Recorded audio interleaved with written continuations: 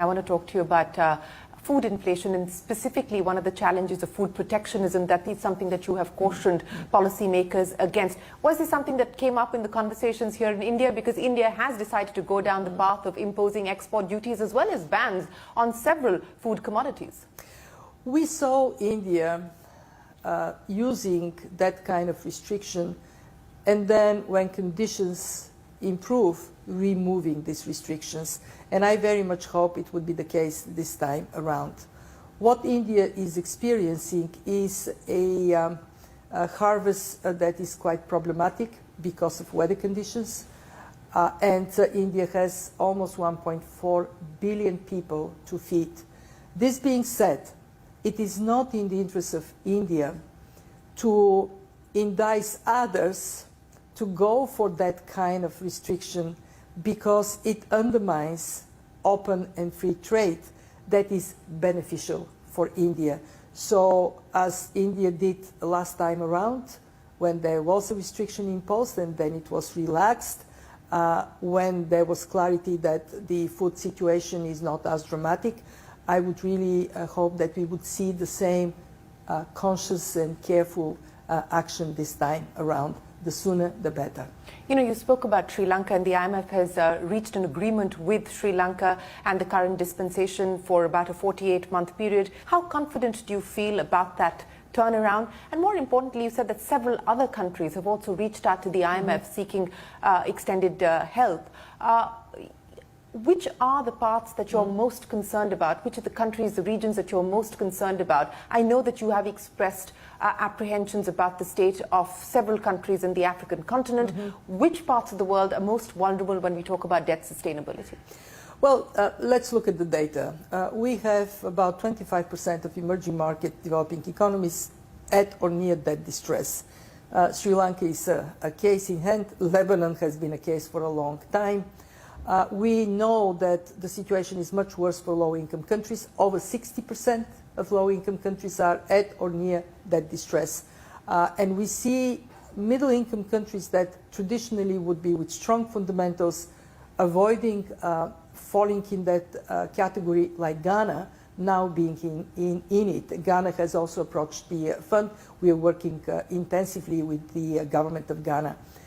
What has changed is this frequency of exogenous shocks. Shock upon shock upon shock. Even countries with strong fundamentals are becoming vulnerable.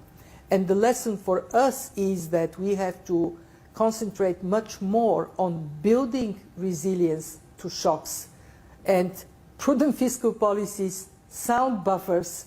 This is even more important in this new world we live. When I look at low-income countries, I am really worried. A country like Malawi, no fuel, no food, and yet that is unsustainable, makes the entry of the IMF more difficult. My message to the creditors, especially the large creditors, like China, 37% of loans to low-income countries are from China, or the private sector, which is even a bigger creditor, is you have done a needed job to provide financial resources for growth.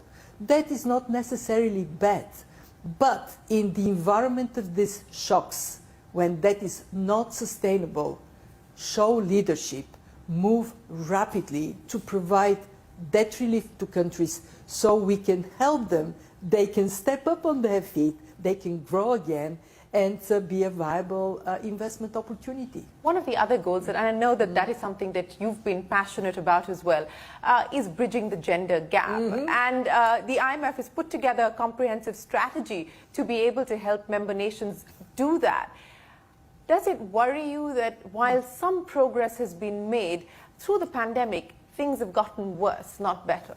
It does, and this is what motivated us to move fast with our mainstreaming gender strategy, because it is a huge loss for the economy that women are pushed back. Gender inequality is, of course, morally wrong. You and I can vouch for that. But it is also really bad economics. Women are a great force for entrepreneurship. They are fantastic in terms of how they use their income for their families, for education, for health, for their children. And also women have the ability to contribute much more broadly in society than currently in many countries they do. So what we think is viable for the fund, since we are about macroeconomic, financial stability, growth and employment, to pressure for gender-based budgeting, so governments think how their public money can bring this incredible resource into the marketplace, how we can get more inclusion of women, especially financial inclusion, and again, India is a bright spot in that regard as well, and how we can get the story of gender equality to be more about the well-being of families, communities, and countries than just about women. I think that's aptly put. We need to involve all stakeholders in the conversation and not make it just about the women or for the women. But, you know, I want to go back again to the issue of fund flows, because that is something that you've been cautioning about as well. You talked about the dollar strength and the implications that plus the higher interest rates are likely to have on fund flows, and we have seen fund flows dry up to emerging markets. This is what I think the fourth consecutive month that we've seen that happen. Is it likely to get worse, and what could be the implications of that? Well, let me start with the positive. Emerging markets actually were quite fast to recognize that they need to tighten monetary policy, and they did it, many of them, before advanced economies moved. That has helped not to get in a very dramatic discourse. However, you're right, there is this flight to safety. And what it means for emerging markets is to double down on making investment climate really attractive. Identify barriers, remove those barriers, and be much more aggressive on issues that have been holding investments back, especially transparency of contracts. That applies also to debt. Who do they borrow from, at what conditions, and overall good governance. And of course, we know very often we say good governance, what we mean is fight corruption. Do you anticipate that 2023 is going to be far worse than 2022? It would be worse. How much worse depends on variety of factors that we don't know. The longevity of the war, whether there would be any other shock. But there is one factor in our hands: how collaborative we are. The more we work together, the less pain there will be. But is there any indication of that? You said that we're living in a fragmented world, so is there any indication of more synchronized collaborative action? There are these good signals. Central banks coming together. When did they come together? When it became really scary. I hope we can come together on other issues as well, on trade, on debt, on climate, and it is a bit a chicken and egg. If we give up and say, oh, it's fragmented, we can't do it, then it is likely to be even worse. If we just roll our sleeves and work to show everybody why it is in your interest to collaborate with others, and then we build a platform for this collaboration, multilateral institutions today have a huge responsibility to be the place of unity, as challenging that may be. You know, you talked about central bankers coming together as the world got scarier. What is the thing that scares you the most from the perch that you sit at? And what is the one thing that gives you hope today? What scares me the most is us falling on a down spiral in terms of global cooperation and justifying it with, we haven't been quite fair during the golden era of globalization. Not everybody benefited, but we kind of pretended that was the case. So be honest, and then identify where we have problems, and then tackle them.